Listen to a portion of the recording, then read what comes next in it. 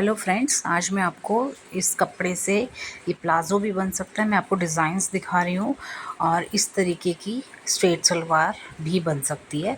तो आइए इसकी कटिंग सीखते हैं। ये मैं आपको दिखाती हूँ। मेरे पास प्रिंटेड पूरे सूट का कपड़ा है जो कि एक दूसरे से अटैच था।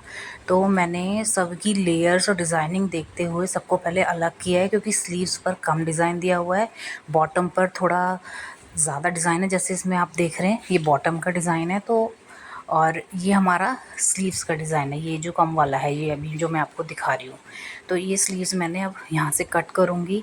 फिर ये बैक कुर्ती का है, फ्रंट कुर्ती का भी आपको दिखाऊँगी। पूरा का पूरा ये हमारा अटैच कपड़ा आया था, तो मैं इसको आज आपको कटिंग करना सिखा रही हूँ।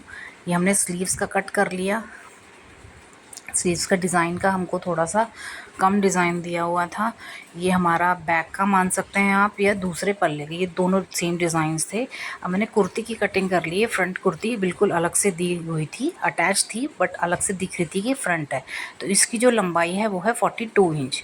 तो मैं जो बैक का पल्ला कट करूँगी वो 42 इंच कट करूँगी। वैसे मुझे इसमें चॉइस नहीं दी हुई थी, क्योंकि हर पैनल के बाद एक कटिंग के लिए लाइन दी हुई थी और फिर दूसरा डिज़ाइन शुरू हो रहा था।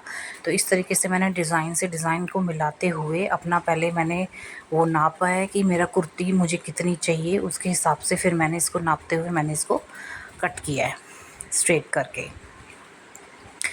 इस तरीके के कपड़ों में अक्सर बहुत दिक्कत आती है, क्योंकि हमारे पास ये कुर्ती आती है तो हमारे को ऑप्शंस में ये नहीं मिलता कि हम बॉटम का डिज़ाइन ऊपर लगा दें, क्योंकि ये डिज़ाइन बहुत लिमिटेड करके हमें दिए जाते हैं।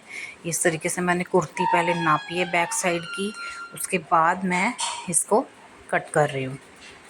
अब हम सलवार की कटिंग करेंगे। तो मैंने पहले 6 इंच का निशान लगाया है। या तो आप स्ट्रेट पूरा 12 इंच का भी लगा सकते हैं।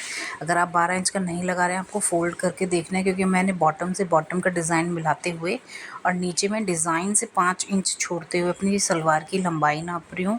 सलवार की लंबाई का मैंने निशान लगाया है। अब मैं इसको, जो मैंने ये निशान लगाया है 6 इंच का, क्योंकि मैं पौंचे 6 इंच के रखना चाहती हूँ, तो 6 इंच के पौंचे में मैंने इसको अब इसे फ़ोल्ड कर लिया है। फ़ोल्ड करने के बाद मैं फिर से इसे चेक कर रही हूँ, तो 6 इंच में हमने 1 इंच ज़रूर ऐड करना। ये मैंने 5 इंच, जो बॉटम हमारा प्लेन कपड़ा है उसको आप रेस्ट छोड़ दीजिए, क्योंकि वो सिलाई में आ जाएगा। जो हमारा बॉर्डर दिया हुआ है उससे 5 इंच ऊपर की तरफ छोड़ते हुए मैंने अपनी लंबाई लगा ली। जो मेरी लंबाई है वो है 38 इंच टोटल। तो मैं पल्ले की जो लंबाई लगा रही हूँ वो 33 इंच लगा रही हूँ। बाकी मेरा बेल्ट मैं कट करूँगी, तो बेल्ट मैं यहाँ पर 7.5 इंच की कट कर रही हूँ, जो कि ऊपर से इस तरीके से कट हो रहा है, क्योंकि रेस्ट मेरा कपड़ा बच रहा है और जो डिज़ाइनिंग दी हुई है उसको मैं छोड़ दूँगी। तो मेरी जो सलवार का हिप साइज़ है वो है 44 इंच। तो मैंने यहाँ पर 27 इंच ली है सलवार की चौड़ाई, और लंबाई मैं ले रही हूँ, ऊंचाई मैं ले रही हूँ 7.5 इंच। अब मैंने इस तरीके से, मैं ये देखिएगा अब मैं किस तरीके से इसमें बॉर्डर बचाऊंगी, और ये हमारा जो प्लेन बच जाएगा वो हमारी सलवार के नीचे पौंचे के हिस्से में बैक साइड में लगाने के काम आ जाएगा। अब मैं आपको कटिंग करके दिखाऊंगी। कटिंग में आप देखिए,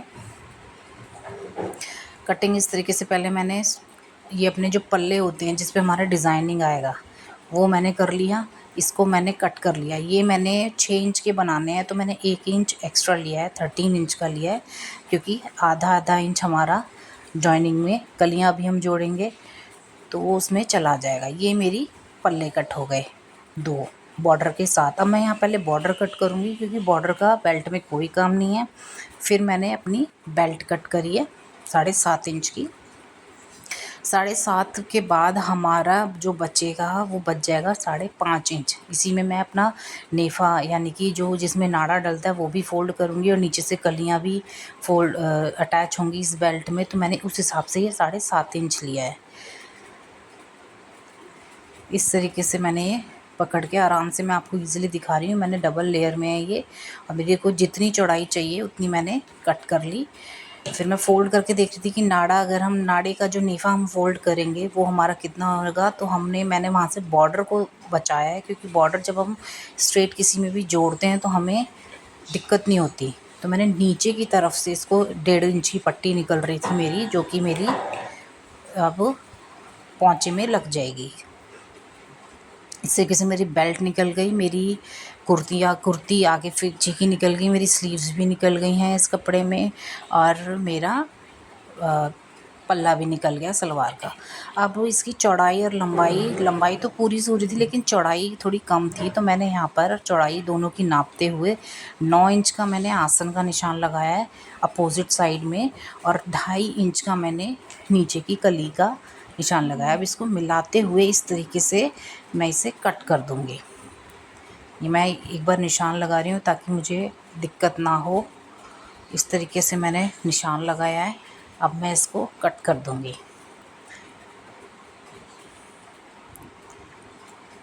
ऐसे डिज़ाइनिंग के कपड़े बनाने के लिए मुझे प्लीज़ फॉलो करें, और कोई भी टिप आपको लेनी हो या कोई भी आपको क्वेरी हो, कोई भी परेशानी हो इस तरीके की सूट कटिंग करने में, तो आप मुझे मैसेज कर सकते हैं, मैं आपका रिप्लाई ज़रूर दूँगी। इस तरीके से आपने 2 कली कट कर लिया। अब इस कली को इस तरीके से उठाना है जैसे आप इसमें देख रहे हैं, और इसके ऊपर इस तरीके से आपने रख लेना है। ये देखिए आपकी 4 कली बहुत ईज़िली कट गई, बेल्ट भी आपकी कट चुकी है। अब जो रेस्ट कपड़ा है वो इसके नीचे वाली कली के नाप के हिसाब से आपने इस तरीके से आपने कट कर देना है। तो ये हमारी 4 कली बन गई, जो कि हम सलवार में जोड़ते हैं। इसकी स्टिचिंग की वीडियो में भी मैं ज़रूर डालूँगी। इस तरीके से मैंने ये आराम से फ़ोल्ड कर दी। फ़ोल्ड करने के बाद तो आपको फ़ाइनल लुक दिखाती हूँ कटिंग करने के बाद कैसा है। ये है हमारा फ़ाइनल लुक।